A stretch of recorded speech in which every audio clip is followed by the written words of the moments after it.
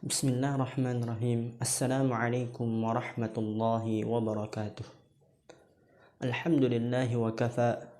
Wassalatu wassalamu ala nabiyyina al-mustafa wa ala alihi wa sahbihi ila yaumil wafa. Amma ba'du. Saudara-saudaraku sekalian yang saya cintai karena Allah, semoga Allah selalu mencurahkan kepada kita rahmatnya. Banyak dari kita yang masih merasa bahwasannya bahasa Arab itu tidak terlalu penting.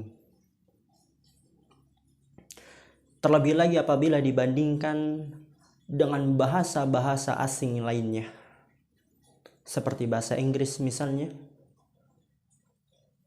Dan padahal setiap bahasa memiliki keutamaan masing-masing, kelebihan masing-masing.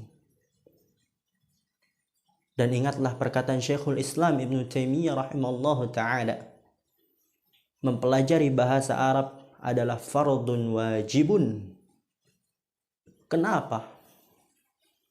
Dan ini akan kita bahas insyaallah di pertemuan kita kali ini.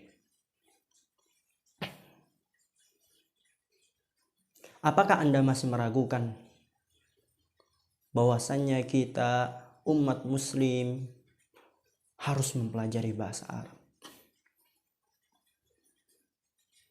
Yang pertama, bahasa Arab adalah syiar Islam dan umat muslim. Yang dimana dengan seorang muslim mempelajari bahasa Arab akan memudahkan baginya untuk memahami agama Islam lebih baik. Sebagaimana dikatakan oleh Syekhul Islam Ibn Taimiyah rahimahullah ta'ala di dalam kitabnya Iqtida'u As-Siratil Mustaqim. Al-lisanul arabi syiarul Islam wa ahlihi. Bahasa Arab adalah syiar Islam dan umat muslim. Dan yang kedua, kenapa kita harus mempelajari bahasa Arab? Ya, benar. Karena Al-Quran, pedoman kita, perkataan pencipta kita, alam semesta, pencipta alam semesta, itu menggunakan bahasa Arab. Lalu bagaimana apabila kita tidak bisa berbahasa Arab untuk memahami Al-Quran? Bagaimana kita bisa memahami pedoman hidup kita? Bagaimana kita bisa memahami perkataan pencipta kita, pencipta alam semesta, kalau kita tidak bisa memahami bahasa Arab? Lalu bagaimana kita bisa mengetahui hukum-hukum di dalam Al-Quranul Karim? Tata cara ibadah yang benar apabila kita tidak bisa berbahasa Arab. Yang ketiga, kita harus mempelajari bahasa Arab karena Nabi besar kita Muhammad sallallahu alaihi wasallam, panutan kita, junjungan Nabi besar kita, itu menggunakan bahasa Arab. Allah utus nabinya dengan menggunakan bahasa Arab. Lalu bagaimana kita bisa memahami kekasih kita? Apa yang diinginkan oleh kekasih kita kalau seandainya kita tidak memahami bahasanya?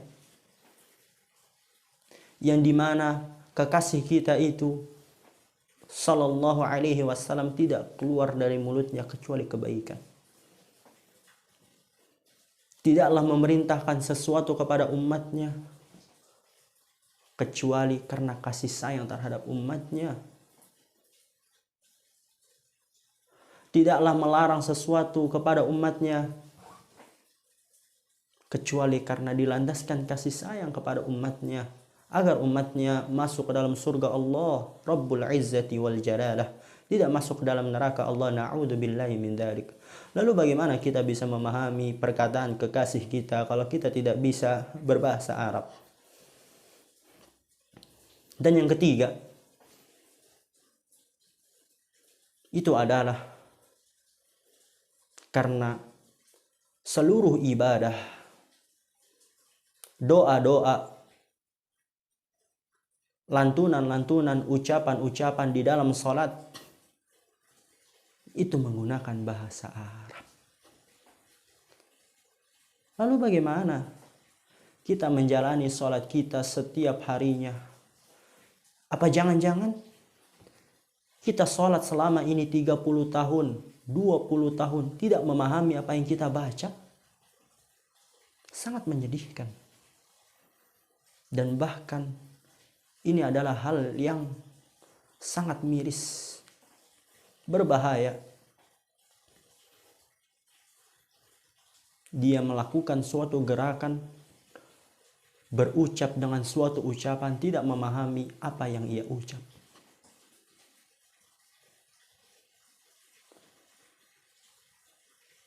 Dan lalu bagaimana dia bisa memahami apa yang ia ucap sedangkan dia tidak bisa berbahasa Arab, tidak mau mempelajari bahasa Arab? Maka dengan mempelajari bahasa Arab itu akan memudahkan kita memahami Al-Quranul Karim, memahami perkataan pencipta kita Rabbul Izzati wal Jalalah, dan juga agar memudahkan kita memahami perkataan kekasih kita Muhammad sallallahu alaihi wasallam. Dan juga dengan mempelajari bahasa Arab akan memudahkan kita untuk lebih khusyuk lagi mengerjakan amalan-amalan ibadah di dalam keseharian kita. Dan insya Allah di channel ini biidznillah wa bi'aunillah ana akan membuka silsilah bahasa Arab dengan menggunakan kitab-kitab ulama terdahulu, yaitu dari kitab Jurumiyah dengan syarahnya, begitu Mutammimah dengan syarahnya, Qatrunah dengan syarahnya, dan seterusnya. Dan mungkin insya Allah bi'aunillah akan ana tambah dengan syarah-syarah yang lebih luas.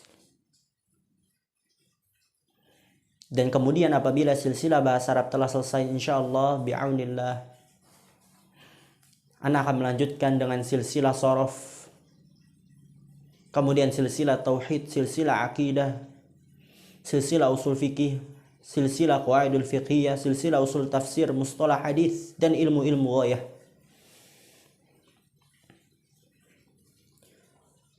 Semoga channel ini bermanfaat untuk kita semua, terutama untuk kaum muslimin. Dan ana berharap bagi yang mendengarkan video ini untuk menyebarkan kepada saudara muslim yang lainnya, agar mereka dapat memperbaiki agama mereka di dalam kesehariannya, agar mereka dapat memahami perkataan pencipta mereka, Allah Subhanahu wa Ta'ala, dan begitu juga pencipta kekasih kita, dan agar mereka dapat lebih khusyuk dalam menjalankan ibadah-ibadah di dalam kesehariannya. Mungkin sampai di sini saja pertemuan kita kali ini. Semoga nasihat ini bermanfaat untuk kita semua. Akhirul kalam, subhanakallahumma bihamdika asyhadu an la ilaha illa anta astaghfiruka wa atubu ilaik. Assalamualaikum warahmatullahi wabarakatuh.